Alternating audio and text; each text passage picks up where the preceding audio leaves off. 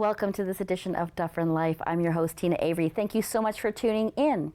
So when people think of organic food and waste, and you don't really know what's happening with it, and you think you know because people are composting, and then maybe you don't know, and maybe I don't know, but there's some interesting facts that you're going to learn today. Joining me today, we have Jocelyn. She is from Waste Not Farms. Thank you so much for joining me. Thanks for having me, Teena. So I want to talk a little bit about your background before we get into the nitty-gritty of all these things that everybody needs to know that I kind of hinted around to. So let's talk a little bit about how this all started. Sure. Well, so I am a professional worm farmer, and my worms, they eat food waste and they poop out the best all-natural plant food that Mother Nature can make. And so what we do is we work with a variety of businesses. We repurpose things like spent brewery grains from a brewery, or coffee grounds, for example, from Mocha Berry in Orangeville, food waste from Mrs. Mitchell's restaurant, and we feed that to the worms, and after a couple of months we're able to harvest it. We move the worms to the next batch. They're the workers. Okay. So they're constantly eating and pooping, pretty much. And it's a rough life. They're well looked after, and then we bag up the product as Jocelyn's Soil Booster, a line of all natural soils and plant foods. Okay, so how did you? Because honestly, I would be like worms, food, poop, not getting it. But so how did it all start? I have to admit, I have always been a bit of a garbage geek, you could say, and I attribute that to my parents, who in grade 5 for Halloween, they sent me dressed up as a blue box. It was a really big hit, and I think it impacted my career choices. I ultimately went into waste management, and I was lucky enough to work at a really big waste management company, who shall remain nameless. And unfortunately, I found out pretty much on day one that all the food waste that was going to compost was in fact going to landfill. Oh, okay. And this turned out was really quite common in the industry, and I was lucky enough to have had worms. I'd had some worms in my backyard composter. I saw how quickly they turned food waste into soil, and so I said, why aren't we doing this on a commercial level? Why aren't we using worms to turn nutrients that are in food waste back into nutrients that we need in soil? So this was about 10 years ago. I started out and set out to do that. Well, I'm just saying, it sounds crazy to me. Because obviously, you were in the mindset, so these things would happen, and you noticed what the worms were doing. I prefer not to notice what the worms are doing, but obviously they're doing some really good stuff. So let's talk about the worms. Are there specific types of worms?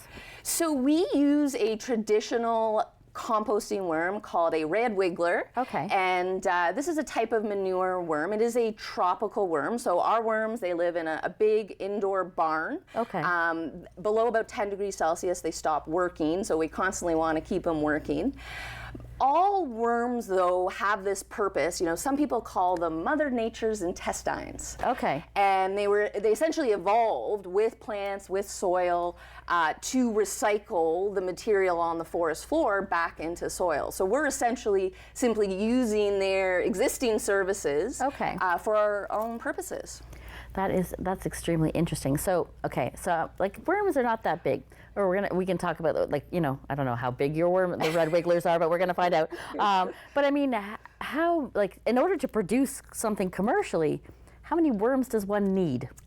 So I have in the ballpark of about 3 million worms. Wow. However, we really are a demonstration scale facility. We're a pilot scale facility. We're proving that this kind of biotechnology works. This is a type of vertical agriculture.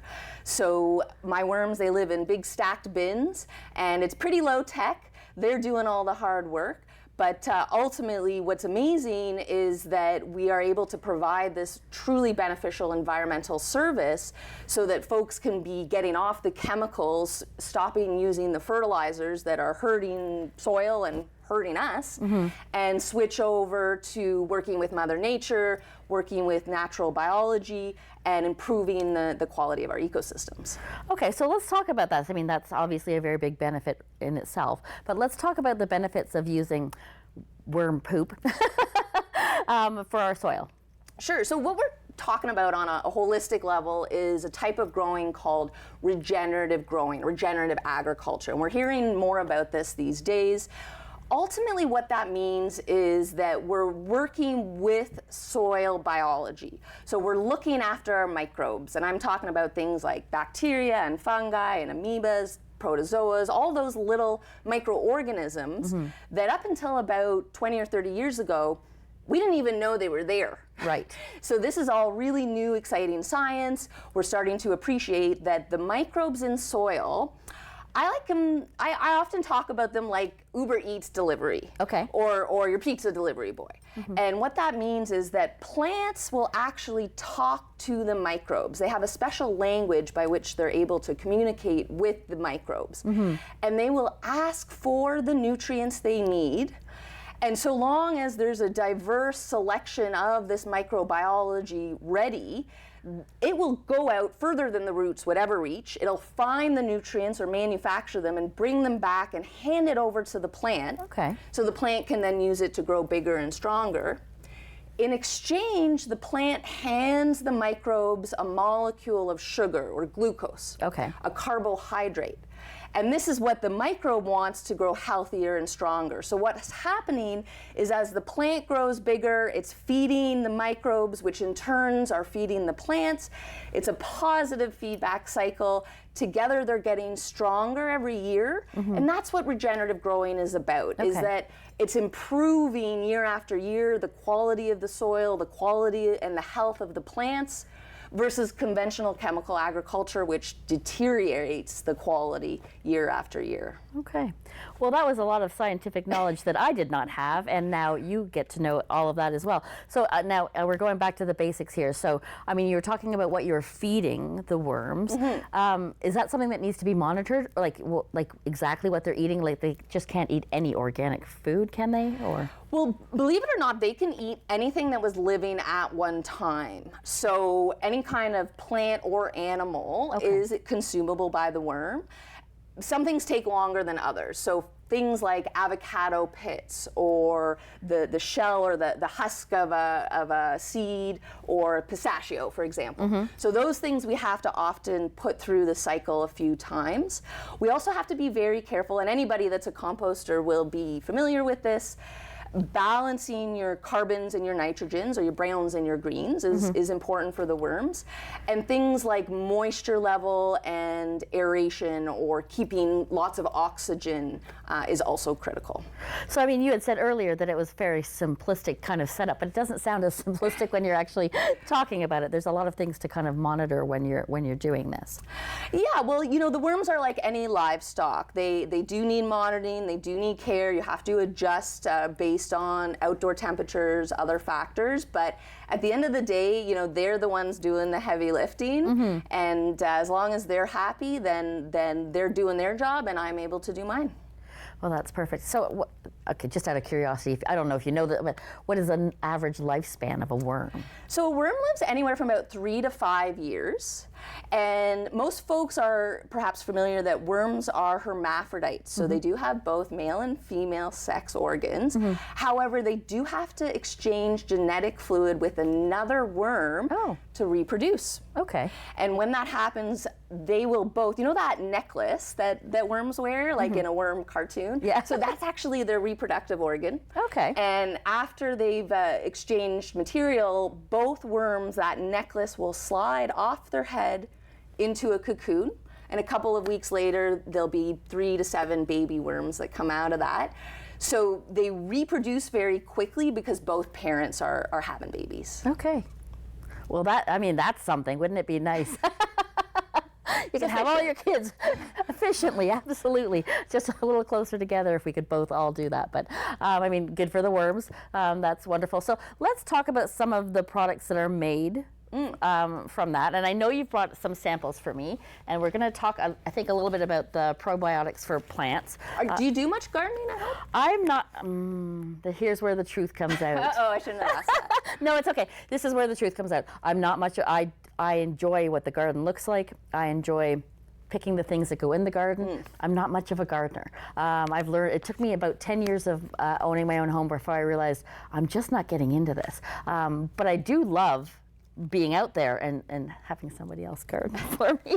Well, and now we're starting to appreciate how beneficial it is for our mental health, for our physical health, to be outdoors in greenery, even having indoor plants. So, you know, if you're worried, this can make you a really good gardener. This is the trick, let me tell you. It turns brown thumbs green.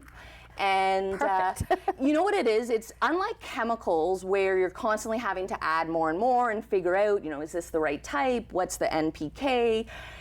This is leaving all that guesswork to Mother Nature. Let Mother Nature do what she does best. What this product is really just full of biology, full of those microbes. So it looks like soil. Okay. Oh, yeah, don't you worry. Oh, sorry. It smells like soil. Okay, it does. Yeah, but so it is worm manure, and what's powerful about it is all those microbes that were in the worm's digestive system are deposited on the worm manure, and those are the same microbes that need to be in soil for plants to really thrive and be healthy. Okay. And so you just add a handful, you sprinkle it on top of the soil, water well, and those microbes immediately go to work, they talk to the plant, they find out what the plant needs, and then they deliver the nutrients on demand. So it makes it a lot easier to be a good grower. Well, see, that would be good for me, because even my plants on the inside, listen, I was very proud I kept something alive all through the winter that needed to be inside and is now outside. I'm just like, this is awesome, because normally... Give me a high five for that. It's nicely done. This is normally me going, oh no, I just don't seem to be that person. Like it just... But obviously, that's going to change. Products like that can help. So let's talk about potting soil and the benefits of potting soil. So this is a really special potting soil. I'm so excited and proud of this product. It is Canada's first peat-free living potting soil. Okay. So there's two really important cool things there. The first is that it is a living potting soil, which means it has all that biology in it already. Okay. This is unlike most potting soils that are dead dirt. They don't have any of the microbes to feed the plant, so you're required to constantly add the chemical fertilizers. Okay. This is the opposite. This has everything you need, everything your plant's going to last all season. It's going to be working with the biology the way it's supposed to. The other cool thing about this product is it's peat-free. Okay. How much do you know about our Nothing. peat Let's law? just, no. Yeah. Okay. You don't know anything about peatlands. Okay. So peatland, peat bogs are incredibly important ecosystems. They're unique because they're sort of half water and half land. Okay. It's sort of like a marsh, and it's. I won't get into the science. I know we don't have too much time, but what's critical to understand is they hold a lot of carbon. So right now, they're really helping us fight the climate crisis. Okay. And they also help adjust water levels. So, we're seeing these storms that are shorter but more intense, right? These rainstorms. Peat bogs are able to help us with those kinds of issues. That's amazing. I wish we had more time. Jocelyn, we're going to have you back so we can learn a little bit more. I'd love to. But thank you so much for coming on the show. Thank you, and good luck with your plants. Thank you. And don't you go anywhere. We'll be right back.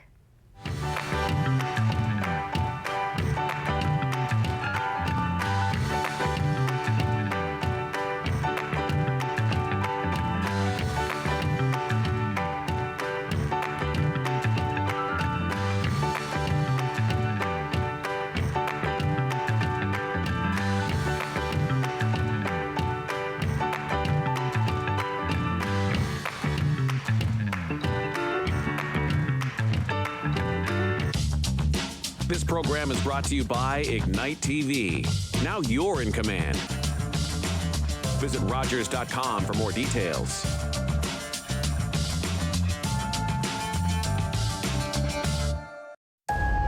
Tuesdays on City TV.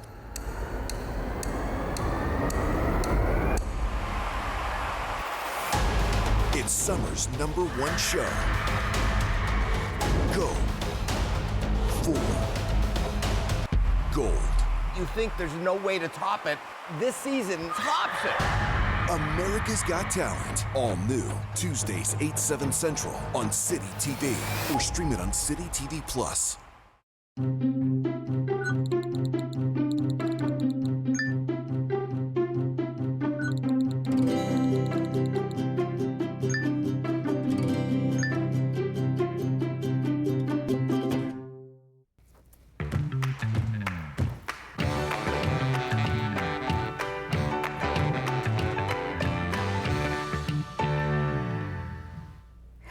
Welcome back to Dufferin Life. Thanks for staying with us if you're just tuning in.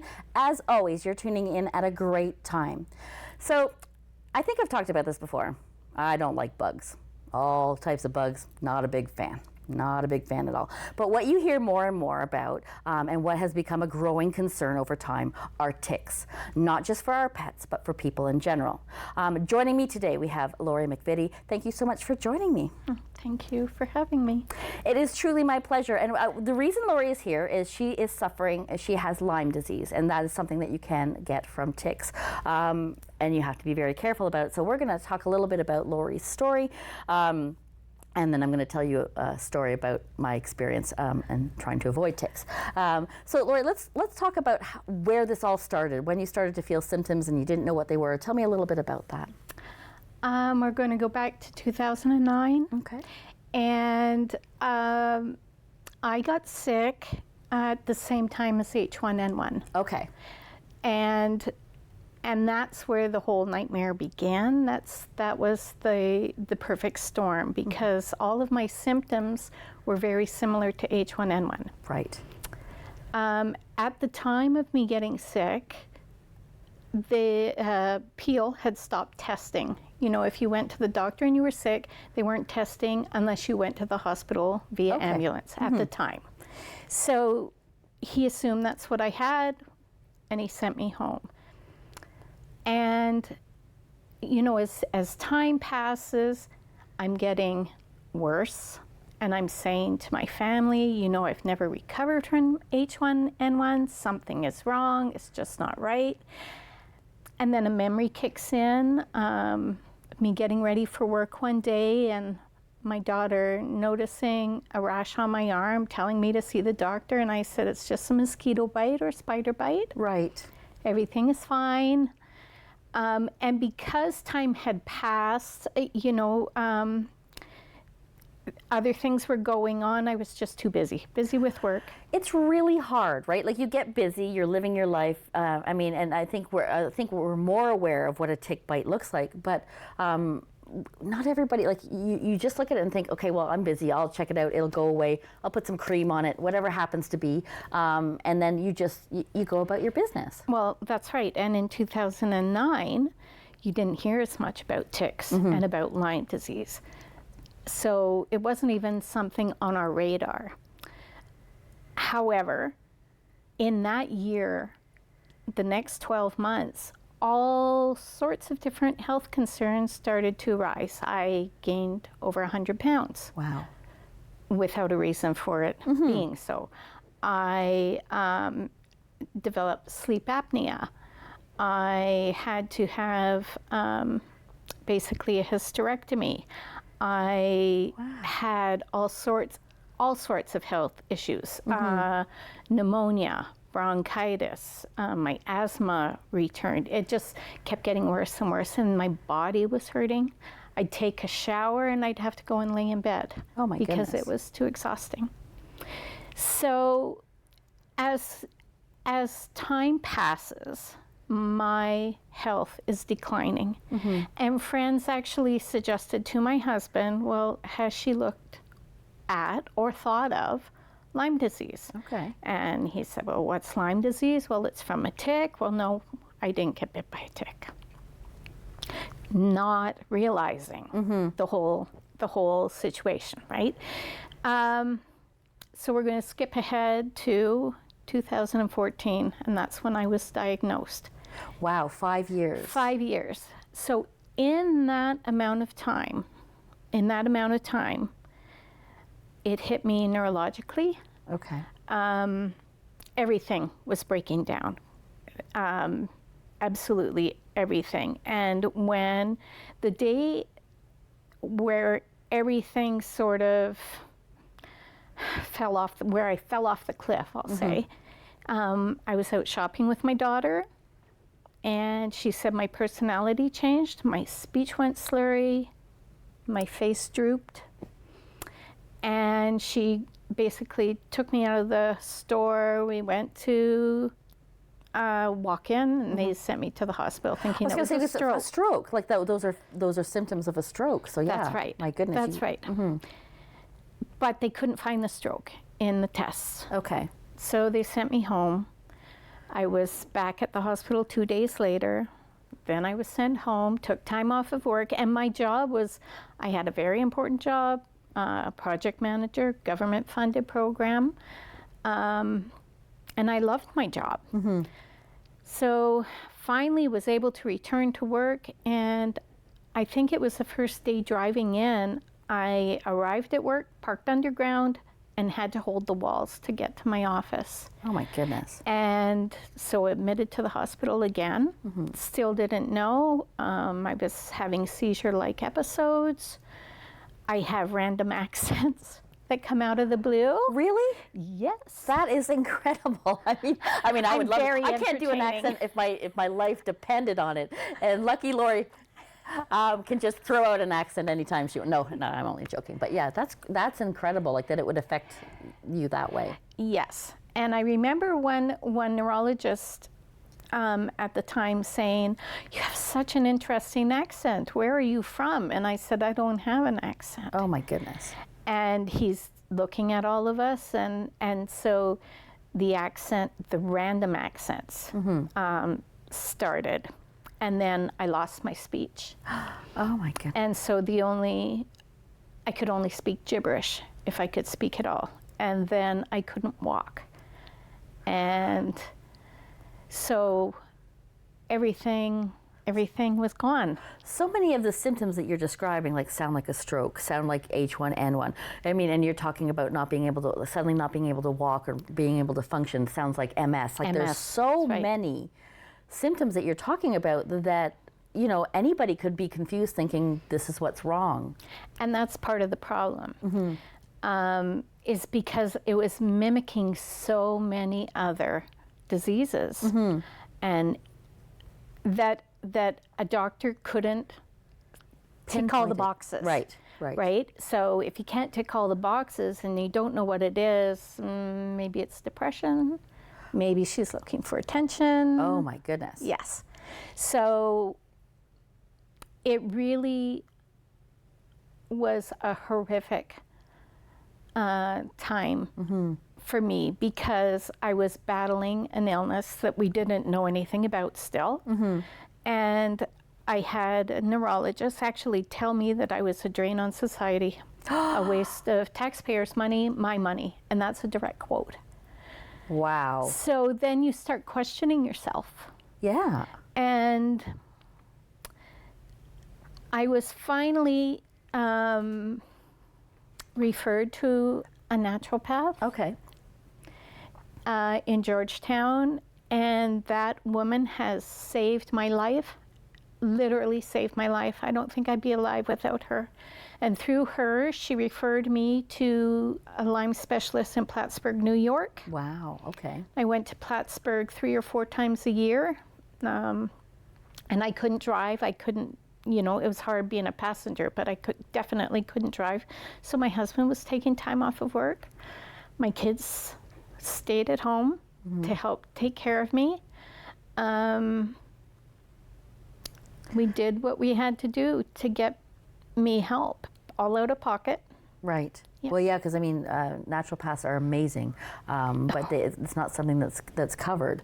And neither is health, like going to New York. Right. Absolutely. Yes. So, you're a very strong lady. I'm going to tell you that right now. I admire you. You're a very strong lady because to go through so many years of not knowing what's going on and having so many things go wrong with your system. And thankfully for the people who suggested you going to a naturopath, getting you on the right track, and of course the support of your amazing family. And there are so many people out there that don't necessarily have that.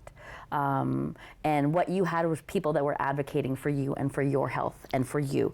And then I think this is really important, and I'm looking at you directly. If you're feeling symptoms for anything, and I'm not saying you have Lyme disease, obviously not, but you need to advocate for yourself or if you don't have others that will help advocate for you. That's so important. That's extremely important because nobody knows your body like you do. So things that I thought were strange and I'd mention, and so many doctors would fluff it away. And now I have a wonderful family doctor who unfortunately cannot help me with Lyme, but I certainly understand that. But she always says to me, you know your body better than I will ever understand your body. So tell me what you need from me. And that's amazing. And I think one of the things that I've learned from you directly too is, you know, and that kind of made me angry was that they made you question yourself. Yes. And don't take other people's opinions of what's going on. It's important that you advocate for yourself and you say this is what's happening, and no, I'm not making this up, and no, I'm not being a drama queen, and no, I'm not, you know what I mean, like, I'm not doing this for attention. That's right. Because you wouldn't be where you are sitting today if you hadn't done that. That's true. Even those words from the neurologist, you know, you're a drain on society, and that has stayed with me since the words were spoken. It's only been probably within the last year that I can actually repeat them without crying, because I realized that's not my problem, that was her problem. Yes.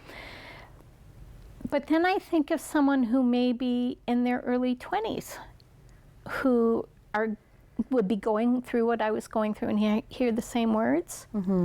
And that's very frightening, you know, and they're trying to communicate that there's an issue, and because that person didn't have all the answers, they just think you're making it up. It makes you speechless, like it makes me speechless, and it's really hard to make me speechless.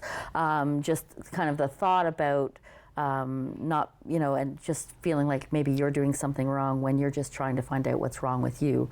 And this is why, Lori, I do these types of shows, and I have people come in and talk about their experiences, because it creates awareness for everybody out there. Like, Yes. somebody may be sitting here listening to what's going on, and they may be saying, you know what, I've had a few of those symptoms, you know, and maybe I remember having a rash, and, you know, and look it up on the internet, what a tick bite looks like. It kind of looks like a bullseye, it's red, and it looks like a rash. It can look, but I mean, I encourage everybody to do a little bit of research. I'm going to tell you quickly, I went to see my son in Nova Scotia.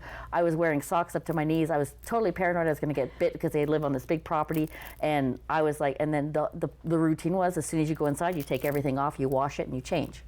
Right? Because you don't know, because they stick to things, and they can be on your pets, and they can be, you know, and not all of ticks have that, but I really want to thank you for coming and sharing your story with me. Oh, well, you're welcome. And with all of us. I think it's important for everybody to understand that there is a problem with the ticks. Global warming certainly isn't helping the situation. Nope. And because we've tried to sweep it under the rug for so long, there's not enough knowledge out there. Lori, thank you so much for joining us today. Thank you. And thank you for joining us. Until next time, bye-bye for now.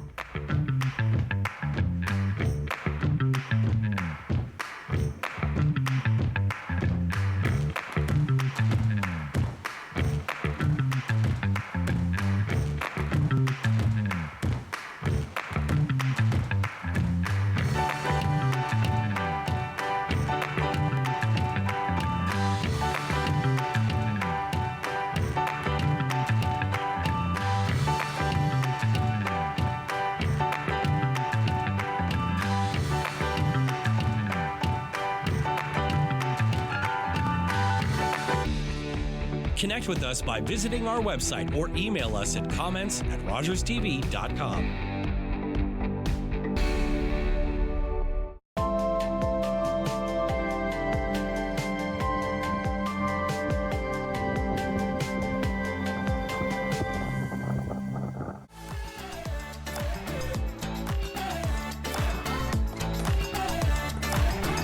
With clubs, leagues, and courts in every province and territory across Canada,